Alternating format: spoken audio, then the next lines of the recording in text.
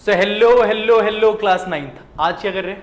आज कर रहे हैं class ninth chapter 1 science the fundamental unit of life, उसके एनसीईआरटी के इन टेक्स्ट के क्वेश्चन आंसर्स और क्या कर रहे हैं बेटा, बैक एक्सरसाइज से क्वेश्चन आंसर्स। तो सारे क्वेश्चन एक बार देखेंगे ही क्या क्या कह रहे हैं। इससे पहले हम इसका एक्सप्लेनेशन समझ ही चुके हैं, ठीक है। तो अब एक बार इनके क्वेश्चन आंसर्स भी देख लेते हैं।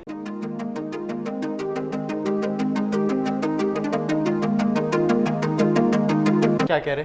पहला क्वेश्चन इन टेक्स्ट क्वेश्चन है। पहला क्या कह रहा है बेटा? पहला क्वेश्चन कि who discovered cells and how, किसने सेल्स को खोजा और कैसे। तो सेल को खोजा था इन द ईयर ऑफ 1665 में रॉबर्ट हुक ने। और कैसे? Discovered cell while examining the thin slice of cork, cork एक पेड़ की छाल थी उससे, और खुद के सेल्फ डिजाइन माइक्रोस्कोप से। He observe that the cork resemble the structure of honeycomb. उसे देखने में क्या पता चला? कॉर्क किसकी तरह दिखता है? हनीकॉम्ब के स्ट्रक्चर में उसे सेल्स दिखे, कंसिस्टिंग कई सारे छोटे छोटे टाइनी छोटे छोटे कंपार्टमेंट्स थे, ठीक है, मिनिस्क्यूल बॉक्सेस थे, जिन्हें इन्हें सेल का नाम दिया। क्लियर है? कोई दिक्कत, कोई परेशानी? आगे बढ़ते हैं। नेक्स्ट क्वेश्चन क्या है बेटा? नेक्स्ट क्वेश्चन की why is the cell called the structural and functional unit of life. तो देखो, cell forms the structure of any entity. Cell ही किसी पूरी बॉडी को बनाता है। कई सारे ग्रुप ऑफ सेल्स एक टिश्यू फॉर्म करते हैं, कई सारे सेल्स मिलकर एक टिश्यू फॉर्म करते हैं। फर्दर वो कोई ऑर्गन फॉर्म करते हैं, और ऑर्गन हमारा क्या करता है? ऑर्गन सिस्टम में आके हमारे लिए परफॉर्म करता है। They perform fundamental function. अब हमारी लाइफ प्रोसेस में जो भी काम होना है वो इन्हीं के मदद से हो रहा है। रेस्पिरेशन, डाइजेशन, एक्सक्रीशन, बहुत सारी चीजें, कई ये सब चीजें सेल्स की तरह होती है। एक सिंपल समझो, जैसे एक घर बना रहे हैं, तो एक घर बनाने के लिए सबसे छोटी चीज क्या चाहिए? ईंट चाहिए। घर बनाने के लिए सबसे छोटी चीज क्या चाहिए? ईंट चाहिए। वैसे जब एक पूरी बॉडी को बनाना होता है तो सबसे छोटी चीज क्या चाहिए होती है? सेल। सबसे छोटी चीज क्या चाहिए होती है? सेल। इसीलिए सेल को स्ट्रक्चरल और फंक्शनल यूनिट ऑफ लाइफ कहा जाता है। क्लियर है? अब आगे बढ़ते हैं। नेक्स्ट क्वेश्चन क्या कह रहे हैं बेटा कि how do substances like CO2 and water move in and out of the cell. Discuss कि किस तरीके से कुछ सब्सटेंसेस जैसे कि CO2, जैसे कि वाटर, सेल के अंदर बाहर आते जाते हैं। समझना, CO2 मूव्स बाय डिफ्यूजन। कैसे जाते हैं बेटा? डिफ्यूजन के थ्रू जाते हैं। कैसे? डिफ्यूजन के थ्रू। अब डिफ्यूजन क्या होता है ये हमने फर्स्ट में पढ़ा था, तब भी समझो। द सेलुलर वेस्ट, जो सेल्स का वेस्ट होता है वो एक्यूमुलेट होता है in high concentration in the cell. जैसे ही वेस्ट बहुत ज्यादा हो गया सेल के अंदर, ठीक है, where is the concentration of CO2 external surrounding is comparatively lower. तो जैसे ही वेस्ट इंक्रीज हुआ तो सेल के अंदर ज्यादा हो गया CO2, सेल के बाहर कम CO2। अब जैसे ही दोनों जगह बैलेंस नहीं होगा तो क्या होगा? हाइयर कॉन्सेंट्रेशन, यानी जहां ज्यादा है वहां से बाहर आएगा। तो सेल के अंदर ज्यादा CO2 तो वो CO2 बाहर आएगा। Clear? This difference in the concentration level inside and outside of the cell causes CO2 diffusion। तो जहां ज्यादा होगा, जैसे पहले अंदर ज्यादा है सेल के CO2, तो वो कहां आएगा? सेल से बाहर आने की कोशिश करेगा ओस्मोसिस के थ्रू। किसके थ्रू? ओस्मो। सेम ऐसा ही वाटर के साथ होता है बेटा, सेम ऐसा ही वाटर के साथ होता है। फॉर एग्जाम्पल आपने देखा अंगूर, अंगूर के अंदर पानी ज्यादा जब सुखाते हैं, बट बाहर पानी कम। तो क्या होता है? पानी अंदर से बाहर आता है, यानी धीरे धीरे सूखता है, और अंगूर क्या बन जाती है? किशमिश। ठीक है। अब सेम रात को कभी किशमिश भिगोने के लिए छोड़ना, रात को कभी किशमिश भिगोने के छोड़ना, सूखी हुई है क्योंकि अंदर पानी है ही नहीं, अंदर पानी कम है। अब उसे पानी में डाल दिया तो अंदर पानी नहीं है बट बाहर पानी बहुत ज्यादा, तो क्या होगा? बाहर से पानी अंदर जाएगा। क्लियर रहेगी ये बात? ठीक है। तो इसी तरीके से मूव करता है। अब आगे और समझते हैं। बट ये सिर्फ कुछ ही चीजों को अंदर बाहर मूव करने देता है सेल, इसीलिए इन्हें क्या कहा जाता है? इसके मेम्ब्रेन को, आउटर सराउंडिंग को सेलेक्टिवली परमिएबल मेम्ब्रेन, क्योंकि कुछ सेलेक्टिव चीजों को ही अंदर बाहर जाने देता है। अच्छा, next question, why is the plasma membrane called selectively permeable membrane. क्यों प्लाज्मा मेम्ब्रेन को सेलेक्टिवली परमिएबल मेम्ब्रेन कहा जाता है? अभी बताया मैंने, क्योंकि वो सेलेक्टिवली ही कुछ ही चीजों को अंदर बाहर जाने जाता है, तो इस वजह से सेलेक्टिव। ठीक है। The plasma membrane is called as selectively permeable membrane as it permits the movement of only certain molecules in and out of the cells. Not all the molecules are free to diffuse. Clear? Next देखते हैं। Next question है कि बेटा table बना के difference बताना है prokaryotic and eukaryotic cells के बीच में।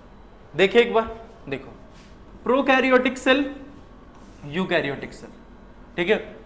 जनरली अगर मैं बात करूं तो प्रोकैरियोटिक सेल्स का साइज बहुत छोटा होता है, बट वहीं यूकैरियोटिक सेल्स की बात करूं तो ये बहुत लार्ज होते हैं। वहीं पर दूसरी प्रोकैरियोटिक के बारे में बात करूं तो इनमें जो भी न्यूक्लियर रीजन है, अंदर जो भी चीजें हैं वो पुअरली डिफाइंड है, अच्छे से डिफाइंड नहीं है। मेम्ब्रेन्स एब्सेंट होते हैं, माइटोकॉन्ड्रिया एब्सेंट है, ठीक है, गोल्गी एपरेटस एब्सेंट है, ये सारी चीजें एब्सेंट होती है, ठीक है, ये चीजें याद रखना। अच्छा, सिंगल ही क्रोमोसोम्स होते हैं, कितने क्रोमोसोम्स? Single chromosomes. और मेम्ब्रेन बाउंड सेल ऑर्गेनल्स भी एब्सेंट होते हैं, मतलब जो भी चीजें अंदर है, जो भी ऑर्गेनल्स अंदर है, उनमें मेम्ब्रेन नहीं होगा, आउटर कवरिंग नहीं होती। वहीं उल्टा यूकैरियोटिक में देखें तो रीजन वेल डिफाइंड होता है, जो भी अंदर चीजें वेल डिफाइंड है, ठीक है, मोर देन 1 क्रोमोसोम्स है, और अंदर भी जो ऑर्गेनल्स है, माइटोकॉन्ड्रिया, जो भी चीजें हैं वो एकदम अच्छे से डिफाइंड है, उनमें एकदम अच्छे से मेम्ब्रेन्स हैं। क्लियर रहेगी ये बात? तो ये दोनों में डिफरेंसेस थे। आगे बढ़ते हैं। Can you name 2 organelles we have studied that contain their own genetic material? दो चीजें बतानी है बेटा जिनकी खुद की जेनेटिक मटेरियल हो। तो आपको पता है ऐसी दो चीजें कौन सी थी? जब पढ़ाया था तो पता था कि एक तो होता है माइटोकॉन्ड्रिया जिसका खुद का जेनेटिक मटेरियल होता है, एक माइटोकॉन्ड्रिया, और दूसरा क्या होता था बेटा? प्लास्टिड्स। दूसरा क्या होता था? प्लास्टिड। इन दोनों के खुद के जेनेटिक मटेरियल्स होते हैं। क्लियर रहेगा? आगे बढ़ते हैं। आगे क्या बोल रहा है? If the organisation of a cell is destroyed, जब सेल का ऑर्गेनाइजेशन किसी कारण से destroyed due to some physical और केमिकल इन्फ्लुएंस, किसी भी वजह से, तो फिर क्या होगा अगर ऐसा हो, डिस्ट्रॉय हो जाए तो? देखो, in the event of any damage to cells when the revival of cell is not possible. देखो हुआ क्या, डैमेज हुआ सेल को, और सेल का रिवाइव होना पॉसिबल नहीं, उसे वापस जिंदा करना, ठीक करना पॉसिबल नहीं। इस केस में क्या होता है? लाइसोसोम सेल के अंदर ही होता है, सुसाइड बैग भी कहा जाता है इसे। लाइसोसोम बर्स्ट हो जाता है और उसके अंदर जो एंजाइम होते हैं वो खुद ही पूरे सेल को क्या कर लेते हैं? डाइजेस्ट कर लेते हैं। क्या कर लेते हैं? डाइजेस्ट। इसीलिए लाइसोसोम्स को suicidal bags of the cell भी कहा जाता है। क्या कहा जाता है? Suicidal bags of the cell. तो ये याद रखना, क्लियर रहेगा?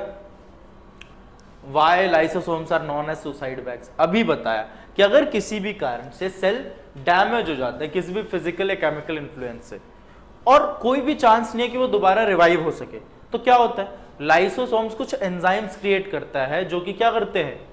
खुद ही पूरे सेल को डाइजेस्ट कर देते हैं, खुद ही खुद को मार लेता है। इसीलिए हम क्या बोलते हैं? सुसाइडल बैग्स कहते हैं किसको? Lysosomes. Next question, where are protein synthesized inside the cell? तो हमें पता है कि protein synthesize takes place in the cells कहां पर? राइबोसोम्स में। कहां? राइबोसोम्स में, ठीक है। तो ये also referred as the protein factory. अगर आपसे पूछा जाए कि protein factory of the cell कौन है, तो आप क्या बताओगे? राइबोसोम्स। कौन है? राइबोसोम्स। क्लियर है? इसी के कुछ पार्टिकल्स अटैच मिलते हैं आपको किसके साथ? रफ एंडोप्लाज्मिक रेटिकुलम के साथ। बताए थे 2 एंडोप्लाज्मिक रेटिकुलम होते हैं, एक रफ एंडोप्लास्टिक रेटिकुलम, एक स्मूथ। नेक्स्ट क्वेश्चन, कंपेयर करना है, डिफरेंस बताना है किसके बीच में? Plant cell, animal cell. Plant cell, animal cell. सिर्फ बेसिक चीजें याद रखो, प्लांट सेल में सेल वॉल होता है, एनिमल सेल में सेल वॉल नहीं होता। प्लांट सेल में क्लोरोप्लास्ट होता है, एनिमल सेल में क्लोरोप्लास्ट नहीं होता। प्लांट सेल में सेंट्रियोल नहीं होता, इनमें सेंट्रियोल होता है। इनमें वैक्यूल जो होते हैं वो लार्ज होते हैं और सेंटर में प्रेजेंट होते हैं, इनमें वैक्यूल बहुत ज्यादा छोटे होते हैं। किनमें? एनिमल सेल में। Nucleus is present inside of the plant cell, ठीक है, in the side of the plant cell. अगर जैसे ये प्लांट सेल है तो इसके साइड में न्यूक्लियस प्रेजेंट होता है, जबकि इसमें न्यूक्लियस सेंटर में प्रेजेंट होता है। ये 5 चीजें याद रखो, पूरे नंबर है। क्लियर? आगे बढ़ते हैं। नेक्स्ट क्वेश्चन है कि how is prokaryotic cell different from eukaryotic cell. अभी यार दोनों में डिफरेंस बताया था, दोबारा नहीं देखेंगे, ठीक है। अब what would happen if the plasma membrane ruptures और ब्रेक डाउन। क्या होगा अगर प्लाज्मा मेम्ब्रेन रप्चर हो जाए, ठीक है, और break down. Simple, plasma membrane क्या करता है, हमारे इंटरनली जो चीजें हैं सेल्स के, उनको एक्सटर्नल एनवायरनमेंट से अलग करता है। अब वही टूट गई तो कोई भी चीज फ्रीली कहीं भी मूव करेगी, यही है। तो इफ प्लाज्मा मेम्ब्रेन रप्चर्स और break down then the molecules of some substance will freely move in and out. Clear. Next देखते हैं। What would happen to the life of a cell if there was no Golgi apparatus? अब बोला गया कि मान के चलो Golgi apparatus cell के अंदर है ही नहीं, प्रेजेंट ही नहीं, तो सेल की लाइफ का क्या होगा। अब सिंपल से याद रखना, Golgi apparatus का सिंपल सा फंक्शन होता है स्टोरेज, मॉडिफिकेशन और packaging of the product in vesicles. ये स्टोर करके रखता है, मॉडिफिकेशन करता है, पैकेजिंग करता है। अगर यही नहीं होगा तो क्या होगा, dispatching of material synthesized by, मतलब क्या होगा, जो भी मटेरियल सिंथेसाइज कर रहा है सेल, जो भी मटेरियल बना रहा है वो आगे पहुंच ही नहीं पाएगा, डिस्पैच ही नहीं हो पाएगा, वो ब्लॉक हो जाएगा, एक ही जगह पे स्टॉप हो जाएगा, वो आगे डिस्पैच हो ही नहीं पाएगा, आगे भेजा ही नहीं जा सकेगा। क्लियर रहेगा। आगे बढ़ते हैं।